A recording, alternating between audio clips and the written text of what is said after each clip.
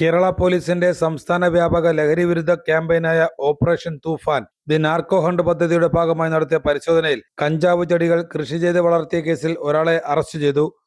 പള്ളിത്തോട്ടം നീലിമ ഫ്ളാറ്റിൽ താമസിക്കുന്ന ജോസ് എന്ന് വിളിക്കുന്ന ജോസഫ് ഡീൻ മൈക്കിൾ എന്നയാളാണ് പിടിയിലായത്. Kollam city police commissioner Hemalatha IPS ലഭിച്ച രഹസ്യ വിവരത്തിന്റെ അടിസ്ഥാനത്തിൽ ഇന്ന് രാവിലെ നടത്തിയ പരിശോധനയിലാണ് പ്രതിയുടെ ഫ്ളാറ്റിന്റെ മുൻവശത്തെ പോളിത്തീൻ ബാഗുകളിൽ നട്ടുവളർത്തിയ 22 കഞ്ചാവ് ചെടികൾ കണ്ടെത്തി പിടിച്ചെടുത്തത്.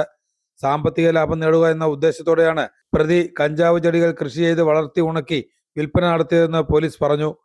ലഹരിമരുന്ന് കേസുകളിൽ മുൻപരിചയമുള്ള ആളാണ് പ്രതി. 2019 പള്ളിത്തോട്ടം പോലീസ് സ്റ്റേഷനിൽ രജിസ്റ്റർ ചെയ്ത പോക്സോ കേസിലും ഇയാൾ പ്രതിയാണ്. കൂടാതെ ആന്ധ്രാപ്രദേശിലെ വിശാഖപട്ടണം പോലീസ് സ്റ്റേഷനിൽ രജിസ്റ്റർ ചെയ്ത ഏകദേശം 4 കിലോഗ്രാം കഞ്ചാവ് കൈവശം വെച്ച കേസിൽ ശിക്ഷിക്കപ്പെട്ട് 3 വർഷത്തോളം സെൻട്രൽ ജയിലിൽ കഴിഞ്ഞിട്ടുള്ളതായും അന്വേഷണത്തിൽ കണ്ടെത്തിയിട്ടുണ്ട്. ലഹരി വസ്തുക്കളുടെ ഉൽപാദനം, കൃഷി, സംഭരണം, കടത്ത്, വിൽപ്പന തടയുന്നതിനുള്ള പരിശോധനകൾ ഓപ്പറേഷൻ തൂഫാന്റെ ഭാഗമായി കൊല്ലം സിറ്റി പോലീസ് കൂടുതൽ ശക്തമായി തുടരുമെന്ന് city police commissioner Hemalatha IPS അറിയിച്ചു. ഇത്തരം നിയമവിരുദ്ധ പ്രവർത്തനങ്ങളെക്കുറിച്ച് വിവരങ്ങൾ പൊതുജനങ്ങൾ സമീപത്തെ പോലീസ് സ്റ്റേഷനിലോ ബന്ധപ്പെട്ട പോലീസ് ഉദ്യോഗസ്ഥരെയോ അറിയിക്കണമെന്നും കമ്മീഷണർ അഭ്യർത്ഥിച്ചു.